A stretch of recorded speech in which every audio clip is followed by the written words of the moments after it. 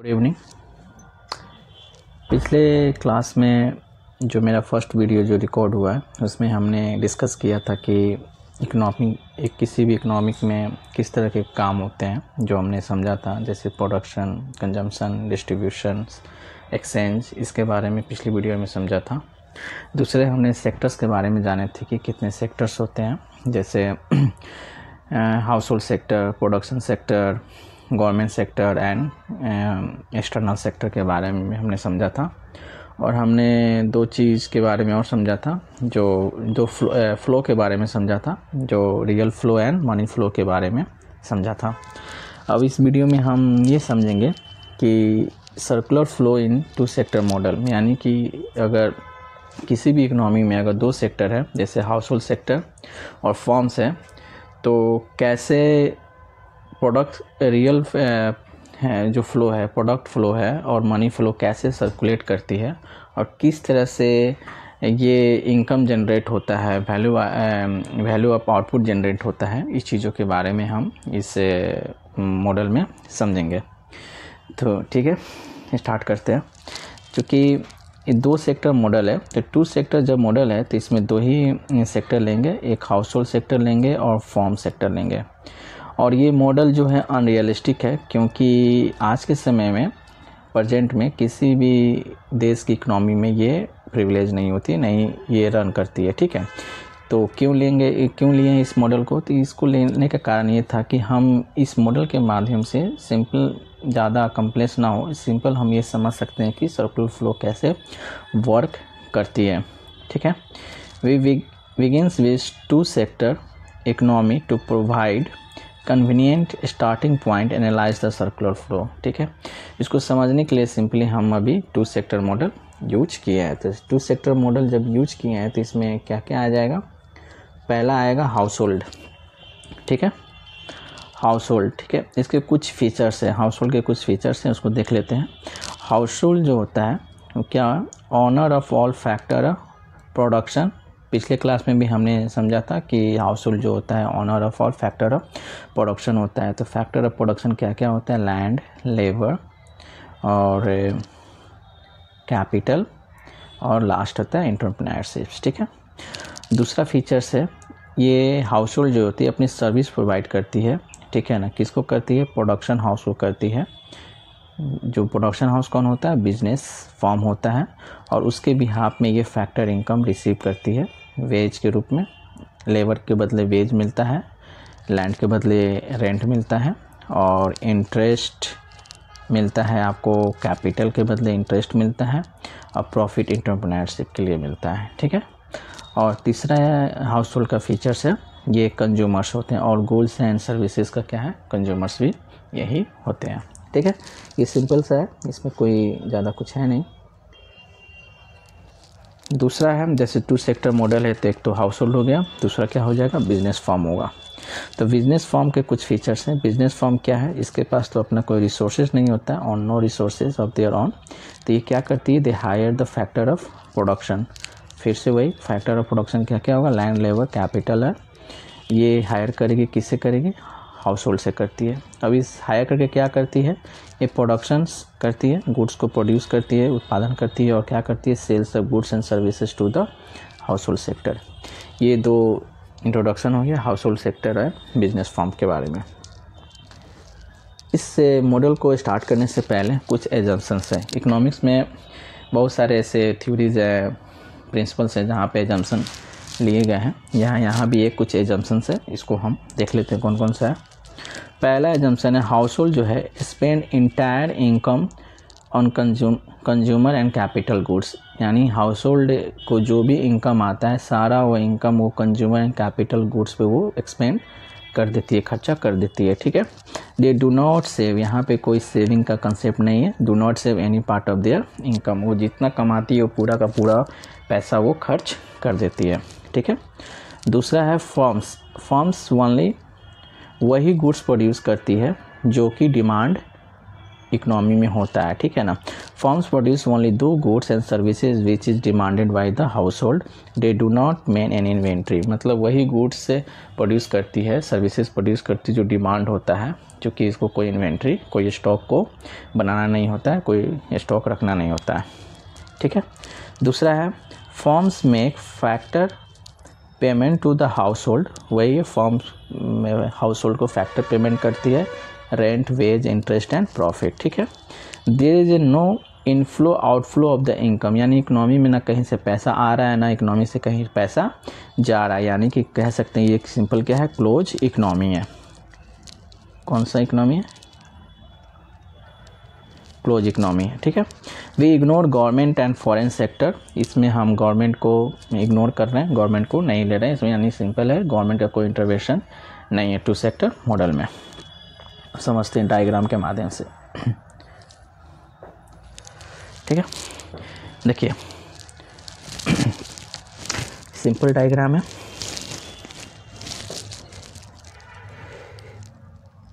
इस पे दो पार्ट किया गया। ये ऊपर वाला जो पार्ट है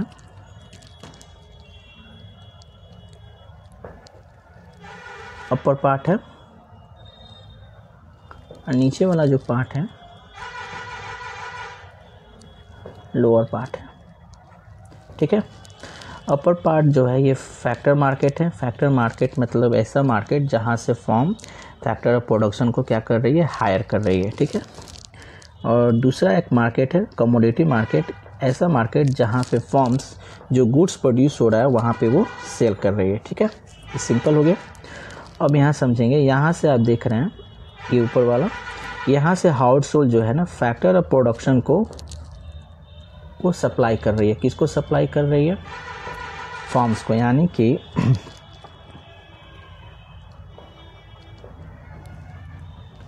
हाउस होल्ड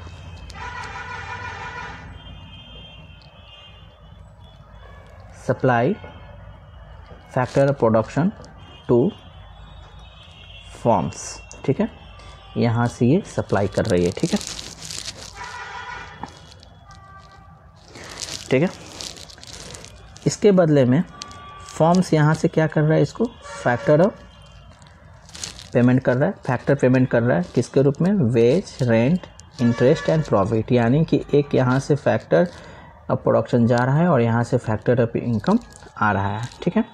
अब दूसरा यहाँ देखेंगे कंसेप्ट कमोडिटी मार्केट में, फैक्टर ऑफ प्रोडक्शन का यूज़ करके फर्म क्या प्रोड्यूस कर रही है? गुड्स एंड सर्विसेज को प्रोड्यूस कर रही है, जबकि फ्लो हो रहा है किसके तरफ हो रहा है? हाउस होल्ड के तरफ गुड्स एंड सर्विसेज का फ्लो हो रहा है, ठीक है। और हाउस होल्ड क्या कर रही है? जो फैक्टर ऑफ इनकम जो आया है इसके पास, इस सारे फैक्टर ऑफ इनकम को एक्सपेंड कर रही है किस चीज़ पे? गुड एंड सर्विसेज को परचेज करने में, ठीक है। तो इसमें दो कंसेप्ट है, आप समझ सकते हैं। पहला अगर देखें रियल का,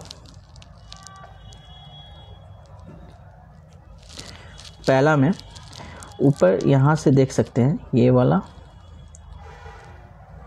ये वाला, यहाँ से फैक्टर ऑफ प्रोडक्शन जा रहा है land, labour and capital enterprise, इसका यूज करके फर्म्स गुड्स एंड सर्विसेज क्या क्या कर रही है? प्रोड्यूस कर रही है, और यहाँ से ये जो प्रोड्यूस हो रहा है यहाँ से ये फ्लो हो रहा है, तो इसको कह सकते हैं रियल फ्लो हो रहा है, ठीक है। दूसरा हम कंसेप्ट हम समझ सकते हैं, जब हाउस होल्ड जब फैक्टर ऑफ प्रोडक्शन को यूज कर रही है तो उसके बदले में ये क्या कर रही है? फैक्टर पेमेंट कर रही है, और जब फैक्टर पेमेंट कर रही है तो फर्म को क्या रिसीव हो रहा है? फैक्टर इनकम रिसीव हो रहा है, और ये फैक्टर इनकम को ये यहाँ पे एक्सपेंड कर रही है मनी के फॉर्म में, ठीक है। तो जो ये पेमेंट कर रही है फर्म्स जब दे रही है हाउस होल्ड को फैक्टर पेमेंट के रूप में, तो फर्म्स के लिए एक्सपेंडिचर हो जाता है, पर इनकम किसके लिए हो जाएगा? हाउस होल्ड के लिए इनकम हो जाएगा, ठीक है। अब यहाँ पे जो इनकम है गुड्स एंड सर्विसेज पे जब हम खर्चा करेंगे तो ये हाउस होल्ड के लिए क्या हो जाएगा? एक्सपेंडिचर हो जाएगा, पर फर्म्स के लिए क्या हो जाएगा? इनकम हो जाएगा। इसको हम यहाँ पे अब समझ रहे हैं।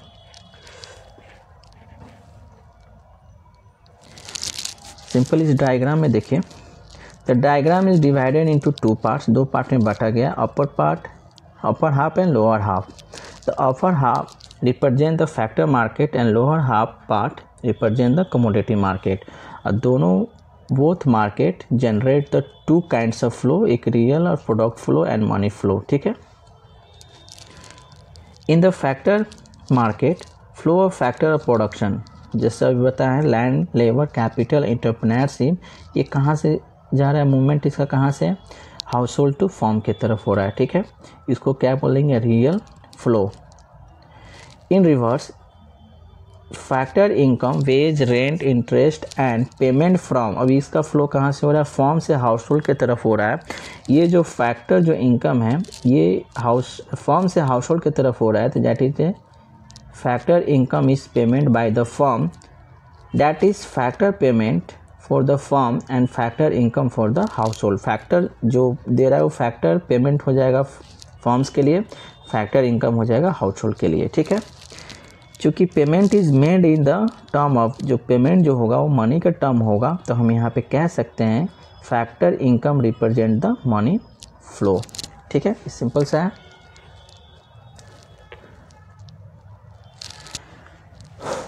दूसरा है lower half of the commodity market, the flow of goods and services from firms to the household. Firms के किसके तरफ जा रहा है, हाउस होल्ड की तरफ जा रहा है। यहाँ पे फ्लो है, यहाँ पे कट गया है, फ्लो ऑफ गुड्स सर्विसेज। ठीक है, ये फर्म्स से किसके तरफ जा रहा है, हाउस होल्ड की तरफ जा रहा है। ठीक है, एज पर एजम्पशन अभी हमने देखा था कि जितना भी इनकम हो रहा है हाउस होल्ड को, सारा इनकम वो क्या कर रहे हैं, consumer all goods and services, so spend entire income on the purchase of goods है। सारा इनकम जो हो रहा है वो सारा वो एक्सपेंड कर रही है। ठीक है, which is produce by the firm, that expenditure for the firm and income for the firms. जो एक्सपेंडिचर हो रहा है ना for the house hold and income for the firm, यानी कि जो इनकम इसने कमाया, फर्म्स ने जो इनकम कमाया फैक्टर पेमेंट के रूप में, फैक्टर इनकम के रूप में, वो सारा का सारा पैसा वो बाय गुड्स एंड सर्विसेज, यानी कि सारा पैसा यूज़ कर रही है गुड्स एंड सर्विसेज को ख़रीदने में। जब ये ख़रीदने में सारा वो पैसा यूज करेगी तो वो हाउस होल्ड के लिए क्या हो जाएगा, एक्सपेंडिचर हो जाएगा, बट इसके लिए क्या हो जाएगा, फर्म्स के लिए क्या हो जाएगा, इनकम हो जाएगा। ठीक है, in case flow of money from household to the firms. अब यहाँ समझेंगे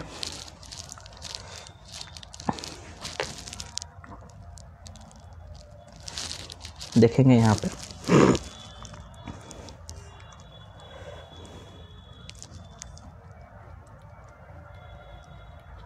product produce by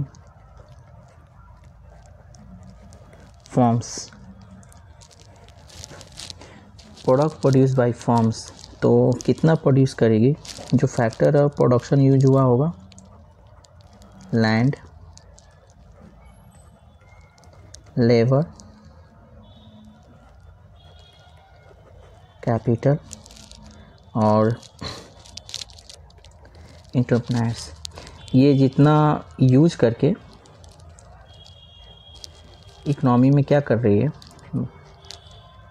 value of output produce हो रहा है। ठीक है, सपोज मान लेते हैं कि अभी रियल टर्म में देख रहे हैं, रियल फ्लो में देख रहे हैं, इसमें मनी का इंट्रोड्यूस नहीं कर रहे हैं। सपोज इसका यूज़ करके land, labour, capital and entrepreneurs को यूज़ करके फर्म ने 500 यूनिट्स प्रोड्यूस किया। ठीक है, 500 यूनिट्स क्या किया, प्रोड्यूस किया। तो हाउस होल्ड यहाँ पे क्या कर रहा है, supply all factor of production to the firms. क्यों, क्योंकि अभी ने जस्ट जाना है कि हाउस होल्ड जो होता है owner of factor of production हो रहा है। ठीक है, तो सप्लाई क्या क्या कर रहा है, land, labour, capital plus entrepreneur. ठीक है, तो अभी हम रियल फ्लो में देख रहे हैं। तो इसके बिहाफ में क्या मिलेगा, रियल फ्लो में हमने पिछले क्लास में पढ़ा था कि क्या होता है, बार्टर सिस्टम होता है। तो जब फर्म 500 यूनिट्स प्रोड्यूस कर रही है तो ये रिवार्ड के रूप में गुड्स ही सप्लाई करेगी। तो मान लीजिए इसको मिल रहा है 100 यूनिट, इसको मिला 50 यूनिट, कैपिटल को मिला 200, एंटरप्रेन्योर को 200 यूनिट्स। ठीक है, तो जितना का उसने सर्विस प्रोवाइड किया उतना ही क्या हुआ, यूनिट्स प्रोड्यूस हुआ और उतना ही as a goods and services flow हुआ। ठीक है, तो ये हम कह सकते हैं value of output is equal to factor payment in terms of product, क्योंकि ये अभी हम देख लें रियल फ्लो। ठीक है,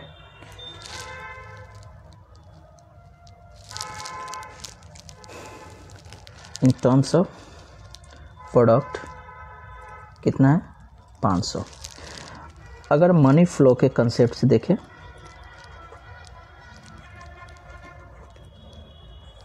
ठीक है, सिंपल, फॉर्म्स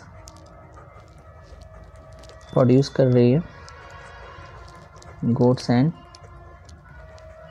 सर्विसेज। ठीक है, गुड्स एंड सर्विसेज प्रोड्यूस कर रही है, इसका यूज़ करके land, labour,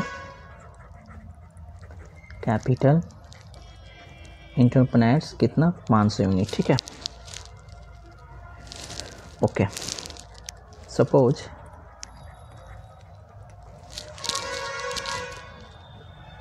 cost of 1 unit equal to 20 rupees, यानी मनी फॉर्म में देख रहे हैं तो इसको एक कॉस्ट का दाम 20 रुपया मान ले रहा है। ठीक है, 500 इंटू 500 यूनिट का कितना हो जाएगा, 10,000। ठीक है, 10,000 वैल्यू ऑफ आउटपुट प्रोड्यूस हुआ कहाँ, इकोनॉमी में। ओके ओके, हाउस होल्ड यहाँ पे क्या कर रही है,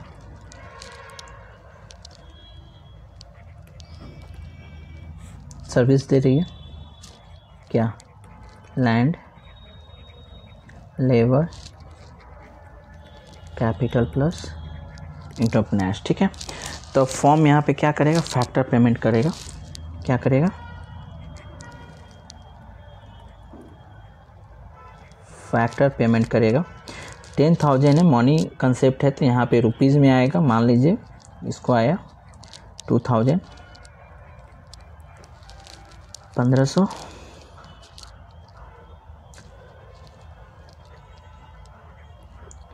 4,000, 4,2,6 इसको आया 2,500।